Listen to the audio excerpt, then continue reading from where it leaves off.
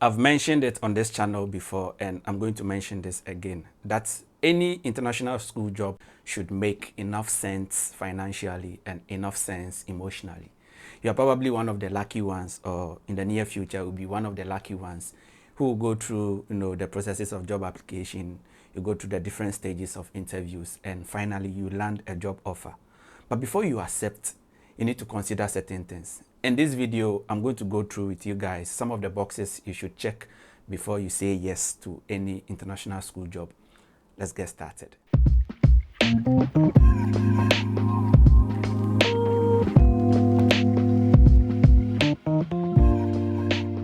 One, salary or benefits versus cost of living. Have you considered the cost of living in the country you are moving to? Have you done enough research about how much people pay averagely for rent, for the type of apartment you would like to live in? Maybe a one-bedroom apartment, two-bedroom, whatever you are interested in. Have you done enough research? How much do people pay for this kind of apartments?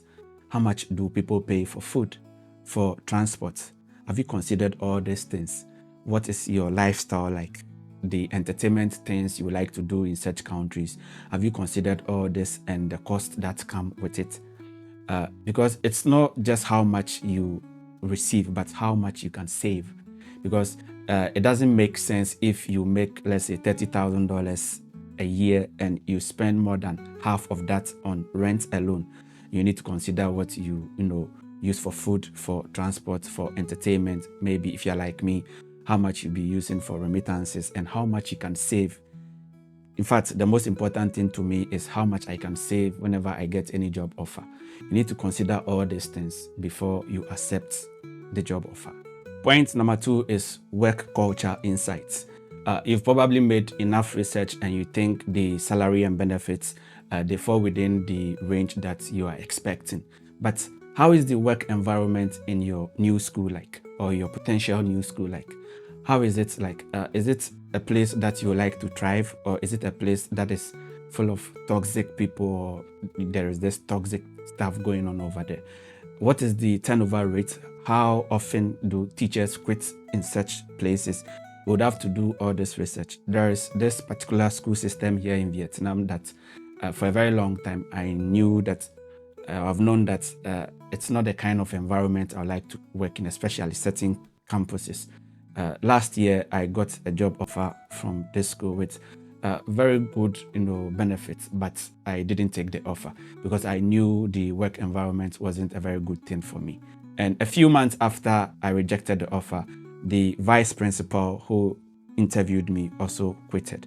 So you would have to do all this research. If you've gotten a job here in Vietnam, Hanoi or Ho Chi Minh, you can go onto Facebook and then type Hanoi English Teachers' Bad Experiences Exchange, and then type the name of the school or the language center, and then you see what people have written about such schools or language centers. It will give you an idea of a place, if you would like to work over there or not. Or if there's nothing written about that school or language center, you just ask in the group if people have had experiences with such schools or such language centers. You can do a similar thing on Google or Reddit. Just go on Google and then type the name of the school and then just add Reddit. So you just type the name, add Reddit, and you see posts made about the school and you see what people have written about the school on Reddit. You go through the posts, you read, if possible, you just connect with some of these people who are, past or current employees over there. Have a chat with them and then get an idea of how the school or the work environment is like before you make any decision.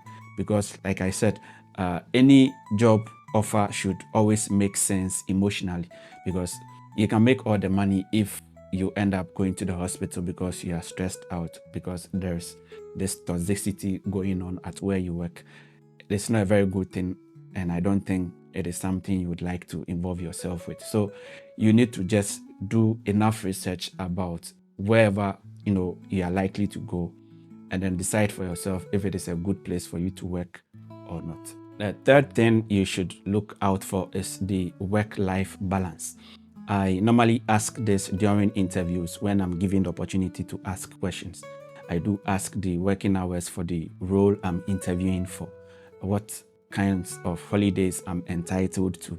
Are there opportunities for personal growth, for personal time, for some me time, for me to have some time with my family?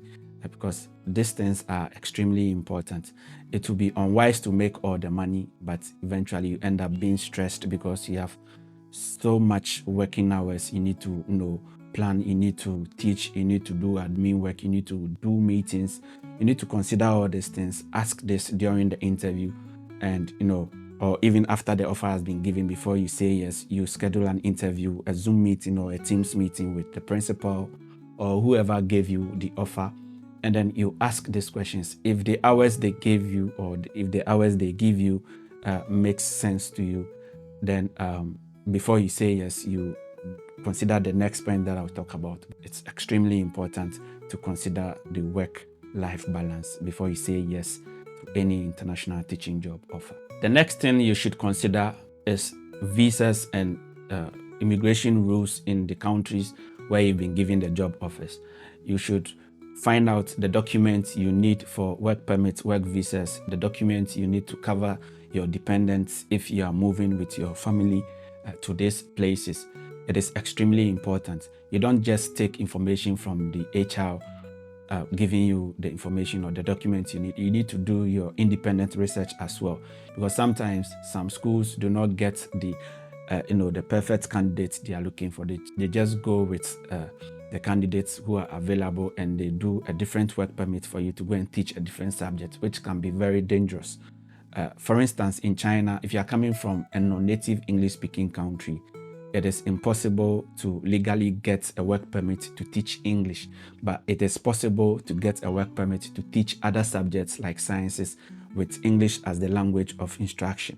But some teachers get offers in some Chinese schools, and they are offered work permits that make them eligible to teach these other subjects, but they are, in their contract, they are going to teach English. This is very risky, so you should find out about all these things before you make the move. Also, you should check how long it will take for your visas to be processed. If the time is not going to favor you, it is important for you to, say no and then move on to the next job. 2 years ago, I got a job in Mexico, and the time it would take for me to get the work permits, the work visas, and all those, it was taking a long time. So I had to, let go of that job and then, take another job offer. You would have to consider all these things before you say yes to any job, because these things are extremely important. So these are the things I normally do whenever I get any job offer. I consider all these things before I say yes.